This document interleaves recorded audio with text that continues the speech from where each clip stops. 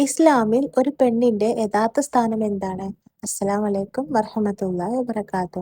ഒരു പെൺകുട്ടിയായി ജനിച്ചതുകൊണ്ട് ഒരിക്കലും നീ ആരെക്കാളും താഴ്ന്നവളല്ല. ഒരു ഭാര്യയായതുകൊണ്ട് നിനക്ക് സ്വന്തം അവകാശങ്ങൾ ഇല്ലാതാകുന്നില്ല. ഒരു അമ്മയായതുകൊണ്ട് നിന്റെ സ്വപ്നങ്ങളും വികാരങ്ങളും അവസാനിക്കുന്നില്ല.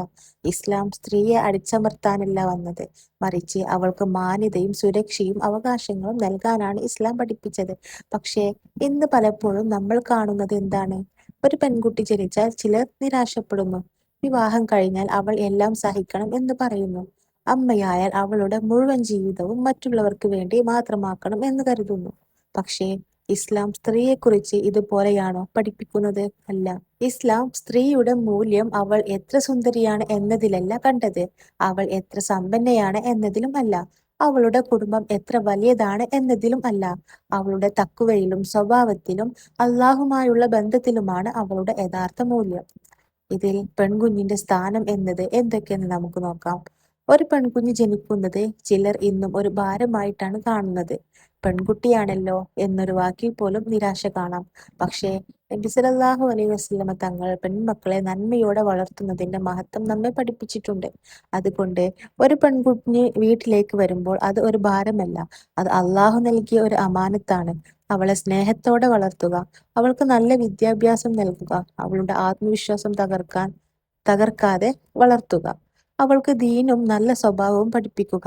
കാരണം നാളെ ആ ഒരു പെൺകുട്ടി ഒരു അമ്മയാകാം, ഒരു കുടുംബത്തിന്റെ സമാധാനമാകാം, ഒരു തലമുറയുടെ വളർത്തുന്ന വ്യക്തിത്വമാകാം.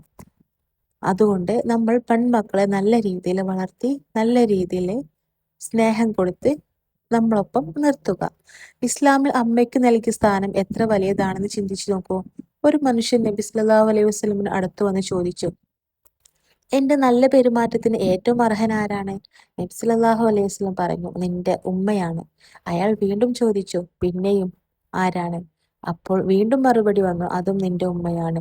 വീണ്ടും ചോദിച്ചു, വീണ്ടും നിന്റെ ഉമ്മയാണ്. അതിനുശേഷം നിന്റെ പിതാവ് എന്ന് നബി സല്ലല്ലാഹു അലൈഹി വസല്ലം തങ്ങൾ പറഞ്ഞു. ഇത് അമ്മയുടെ അല്ലെങ്കിൽ ഉമ്മയുടെ മഹത്വം നമ്മെ എത്ര വ്യക്തമായി പഠിപ്പിക്കുന്നുണ്ട്.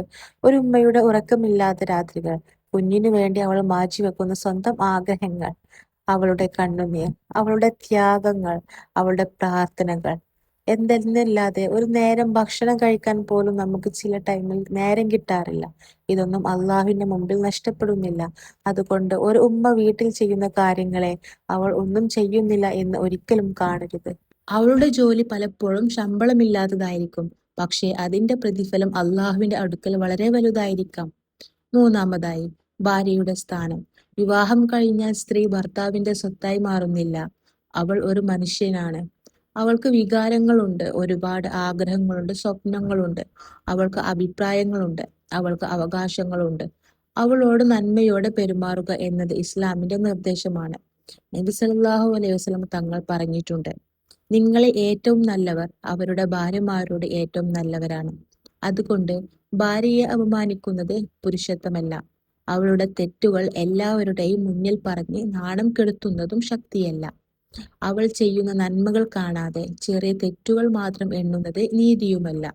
ഒരു നല്ല ഭർത്താവ് ഭാര്യയെ ഭയപ്പെടുത്തി ജീവിപ്പിക്കുകയല്ല ചെയ്യുന്നത്. അവൾ സുരക്ഷിതയായി സമാധാനത്തോടെ ജീവിക്കാൻ കഴിയുന്ന ഒരു വീടാണ് നൽകുന്നത്. നാലാമതായി, സ്ത്രീയുടെ സാമ്പത്തിക അവകാശം. ഇസ്ലാം സ്ത്രീകൾക്ക് സ്വത്തവകാശം നൽകിയിട്ടുണ്ട്. അവൾക്ക് ലഭിക്കുന്ന മഹർ അവളുടെ അവകാശമാണ്. അവൾ സമ്പാദിച്ച പണം അവളുടെ അവകാശമാണ്. അവളുടെ സമ്മതമില്ലാതെ അവളുടെ സ്വത്ത് കൈക്കലാക്കാൻ മറ്റാർക്കും അവകാശമില്ല. ഈ സ്ത്രീയുടെ സാമ്പത്തിക മാന്യതയെ ഇസ്ലാം ആഗ്രഹിച്ചതിന് ഭാഗമാണ്, അതായത് അംഗീകരിച്ചതിന് ഭാഗമാണ്. അഞ്ചാമതായി, സ്ത്രീയുടെ മാന്യത. ഒരു സ്ത്രീ വസ്ത്രം, രൂപം, നിറം, ശരീരഘടന ഇതൊന്നും അവളുടെ മനുഷ്യമൂല്യം തീരുമാനിക്കുന്നില്ല. സോഷ്യൽ മീഡിയയിൽ മറ്റുള്ളവരെ കണ്ടിട്ട് സ്വന്തം രൂപത്തെ വെറുക്കുന്ന ഒരുപാട് പെൺകുട്ടികളുണ്ട്. ഞാൻ സുന്ദരിയല്ല, എനിക്ക് അവളെപ്പോലെ ആകാൻ കഴിയുന്നില്ല, ഞാൻ മെലിഞ്ഞിട്ടാണ്, ഞാൻ തടിച്ചിട്ടാണ്, എനിക്ക് എന്തോ കുറെ മാറ്റങ്ങൾ വന്നിട്ടുണ്ട്, എന്നെ ആരും ഇഷ്ടപ്പെടില്ല എന്നൊക്കെ ചിന്തിക്കുന്നവർ ഓർക്കണം, നിന്റെ വില ഇൻസ്റ്റാഗ്രാമിലെ ലൈക്സ് തീരുമാനിക്കുന്നതല്ല, മനുഷ്യരുടെ അഭിപ്രായം തീരുമാനിക്കുന്നതുമല്ല. നിന്റെ സൃഷ്ടാവാണ് അള്ളാഹുവാണ്. അവൻ നിന്നെ വെറുതെ സൃഷ്ടിച്ചതല്ല. നിന്റെ ജീവിതത്തിനും ഒരു ലക്ഷ്യമുണ്ട്. ആറാമതായിട്ട്, സ്ത്രീക്ക് ബുദ്ധിമുട്ടുകൾ വന്നാൽ എല്ലാം സഹിക്കണം എന്നല്ല ഇസ്ലാം പറയുന്നത്. ഇത് വളരെ പ്രധാനപ്പെട്ട കാര്യമാണ്. സ്ത്രീയല്ലേ, സഹിക്കണം. വിവാഹം കഴിഞ്ഞതല്ലേ, എന്തും സഹിച്ചോളൂ. കുടുംബത്തിന്റെ പേരിൽ മിണ്ടാതിരിക്കണം. എന്തെങ്കിലും പറഞ്ഞാൽ എന്ന് പറഞ്ഞ് ഒരു സ്ത്രീയെ അനീതിയിൽ കൊടുക്കുന്നത് ഇസ്ലാമിൽ സന്ദേശമല്ല. അനീതി അനീതിയാണ്, അക്രമം അക്രമമാണ്. സ്ത്രീയായതുകൊണ്ട് അവൾക്ക് വേദനിക്കരുത് എന്നല്ല. അവൾക്ക് സഹായം തേടാനും തന്റെ അവകാശങ്ങൾ സംരക്ഷിക്കാനും മാർഗങ്ങൾ തേടാനും അവകാശമുണ്ട്. ഏഴാമതായി, ഒരു സ്ത്രീയുടെ യഥാർത്ഥ സൗന്ദര്യം. സൗന്ദര്യം എന്നത് കണ്ണാടിയിൽ കാണുന്ന മുഖം മാത്രമല്ല. ഒരു സ്ത്രീയുടെ യഥാർത്ഥ സൗന്ദര്യം അവളുടെ ഹയയിലാണ്, അവളുടെ സ്വഭാവത്തിലാണ്, അവളുടെ കരുണയിലാണ്, അവളുടെ സത്യസന്ധയിലാണ്. അള്ളാഹുവിനെ ഓർക്കുന്ന ഹൃദയത്തിനാണ്. ഒരു സ്ത്രീക്ക് ലോകം മുഴുവൻ കൈയടിക്കണമെന്നില്ല. അള്ളാഹു അവളിൽ സന്തുഷ്ടനായാൽ അതാണ് ഏറ്റവും വലിയ വിജയം. എട്ടാമതായി, സ്ത്രീയും അള്ളാഹുവും തമ്മിലുള്ള ബന്ധം. ഒരു സ്ത്രീക്ക് അള്ളാഹുവിനോട് സംസാരിക്കാൻ ആരുടെയും അനുമതി ആവശ്യമില്ല. രാത്രിയിൽ എല്ലാവരും ഉറങ്ങുമ്പോൾ അവൾക്ക് സജ്ദയിൽ വീണ് കരയാം. ആരും മനസ്സിലാക്കാത്ത വേദനകൾ അള്ളാഹുവിനോട് പറയാം. ആരും കാണാത്ത കണ്ണുനീർ അള്ളാഹു കാണുന്നുണ്ട്. ആരും കേൾക്കാത്ത ദുആ അള്ളാഹു കേൾക്കുന്നുമുണ്ട്. അതുകൊണ്ട് ജീവിതത്തിൽ എത്ര ബുദ്ധിമുട്ട് വന്നാലും ഒരു കാര്യം മറക്കരുത്: എന്നെ അള്ളാഹു കാണുന്നുണ്ട്. നീ ഒറ്റയ്ക്കല്ല. ഞാൻ എപ്പോ സങ്കടപ്പെട്ടാലും അള്ളാഹു എനിക്കത് തിരുത്തി തരും. നിന്റെ ദുആകൾ വെറുതെയാകുന്നില്ല, നിന്റെ ക്ഷമ വെറുതെയാകുന്നില്ല. നീ ചെയ്യുന്ന ഓരോ നന്മയും അള്ളാഹുവിന്റെ അടുക്കൽ രേഖപ്പെടുത്തുന്നുണ്ട്. പ്രിയ സഹോദരിമാരെ, നിങ്ങളുടെ ജീവിതത്തെ മറ്റൊരു സ്ത്രീയുടെ ജീവിതമായി താരതമ്യം ചെയ്യരുത്. അവൾക്ക് കിട്ടിയത് നിങ്ങൾക്ക് കിട്ടിയില്ലെങ്കിൽ വിഷമിക്കേണ്ട. അവളുടെ പരീക്ഷണം നിങ്ങൾക്ക് അറിയില്ല. പുറമേ കാണുന്ന ജീവിതമാകില്ല പലരോടും വീട്ടിനുള്ളിൽ സംഭവിക്കുന്നത്. നിങ്ങളുടെ പരീക്ഷണം അവൾക്കും അറിയില്ല. ഓരോരുത്തരുടെയും ജീവിതം വ്യത്യസ്തമാണ്.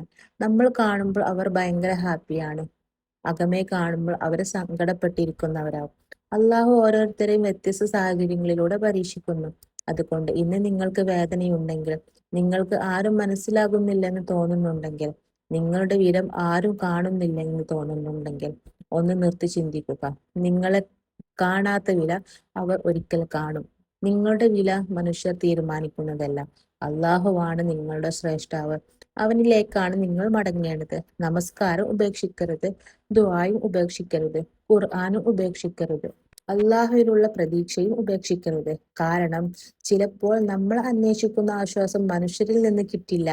പക്ഷേ അതേ ആശ്വാസം ഒരു സജിദയിൽ ലഭിച്ചേക്കാം, ഒരു ദുആയിൽ ലഭിച്ചേക്കാം, ഒരു ആയത്തിൽ ലഭിച്ചേക്കാം. അതുകൊണ്ട് നമ്മൾ ഓരോ സ്ത്രീയും എന്തിന്റെ പേരിലാണോ ഇന്ന് സങ്കടപ്പെട്ടിരിക്കുന്നത് അതെല്ലാം മാറ്റി നല്ലൊരു ജീവിതത്തിലേക്ക് നമ്മൾ നയിക്കണം. ഒരു പക്ഷെ നമ്മൾ മക്കളെല്ലാവരെയും നോക്കി രാവിലെ നമ്മൾക്കൊരു ചായ കുടിക്കാനോ അല്ലെങ്കിൽ നമ്മുടേതായിട്ടുള്ളൊരു കാര്യം ചെയ്യാനോ ഒന്നിനും നമ്മൾക്ക് നേരം കിട്ടാറില്ല. മറ്റുള്ളവരോട് സംസാരിക്കാനോ നമ്മുടെ ഉമ്മമാർക്ക് വിളിക്കാനോ ഉപ്പമാർക്ക് വിളിക്കാനോ മക്കളെ നല്ലതുപോലെ നോക്കാനോ ഒന്നിനും നമുക്ക് നേരം കിട്ടുന്നില്ല. മക്കളെ നോക്കിക്കഴിഞ്ഞ് വീട്ടിലെ ജോലികൾ ബാക്കി അവിടെ കിടക്കുന്നു. അപ്പൊ പിന്നെ നമ്മുടെ കാര്യം നോക്കാൻ നേരമില്ല. ആ ജോലി കഴിയുമ്പോഴത്തേന് മക്കൾ വീണ്ടും എണീറ്റിട്ടുണ്ടാവും. അപ്പൊ അവരെ നോക്കാൻ പോകും. നല്ലതുപോലെ അള്ളാഹുവിനോട് ദുആ ചെയ്യാനോ പ്രാർത്ഥിക്കാനോ നിസ്കരിക്കാനോ എന്തെങ്കിലും പരിപാടികൾ ഉണ്ടെങ്കിൽ പുറത്തു പോവാനോ ഒന്നും സ്ത്രീയായ നമുക്ക് പറ്റുന്നില്ല. അപ്പോഴൊക്കെ നമ്മൾ മനസ്സിൽ സുബ്ഹാനല്ലാഹി വൽഹംദുലില്ലാഹി വലാ ഇലാഹ ഇല്ലല്ലാഹു അല്ലാഹു അക്ബർ എന്ന് ചൊല്ലിക്കൊണ്ടേയിരിക്കുക. അങ്ങനെ നമ്മുടെ ജീവിതത്തിൽ കുറഞ്ഞ അളവിൽ മാറ്റങ്ങൾ വന്നുകൊണ്ടിരിക്കും. മക്കളോട് ദേഷ്യപ്പെടുന്നതിന് പകരം അവരെ അടുത്തിരുത്തി സമാധാനത്തിൽ നമ്മൾ ചോദിച്ചറിയുക. രാവിലത്തെ ഭക്ഷണം നിങ്ങൾ ഒരിക്കലും ഒഴിവാക്കരുത്. അത് എന്തെന്നായാലും അതിനു വേണ്ടി കുറച്ച് സമയം മാറ്റിവെച്ച് നിങ്ങളത് കഴിക്കണം. അത് കഴിക്കാതിരിക്കും തോറും നിങ്ങളുടെ ജീവിതത്തിൽ ഒരുപാട് മാറ്റങ്ങൾ വരും. നിങ്ങൾ ക്ഷീണിച്ചു പോവും. പിന്നെ ബാക്കിയുള്ളതൊന്നും നിങ്ങൾക്ക് ചെയ്യാൻ പറ്റില്ല. അതുകൊണ്ട് നിങ്ങൾ മക്കൾക്കും വീട്ടുജോലിക്കും എല്ലാത്തിനും വെക്കുന്നത് പോലെ നിങ്ങളെ നിസ്കാരത്തിനും നിങ്ങളെ ശരീരത്തിനും നിങ്ങളെ ഭക്ഷണത്തിനും നിങ്ങൾ സമയം മാറ്റിവെക്കണം. അവസാനമായി ഒരു കാര്യം: നിങ്ങൾ ഒരു മകളാണെങ്കിൽ നിങ്ങൾ ഒരു അമാനത്താണ്. നിങ്ങൾ ഒരു ഭാര്യയാണെങ്കിൽ നിങ്ങൾക്ക് അവകാശങ്ങളുണ്ട്. നിങ്ങൾ ഒരു അമ്മയാണെങ്കിൽ നിങ്ങൾക്ക് വലിയ സ്ഥാനമുണ്ട്. നിങ്ങൾ ഒരു സഹോദരിയാണെങ്കിൽ നിങ്ങൾക്ക് സ്നേഹത്തിനും ബഹുമാനത്തിനും അർഹയാണ്. അതിലുപരി നിങ്ങൾ അള്ളാഹുവിന്റെ ഒരു ദാസിയും കൂടിയാണ്. അസ്സലാമു അലൈക്കും വറഹ്മത്തുള്ളാഹി.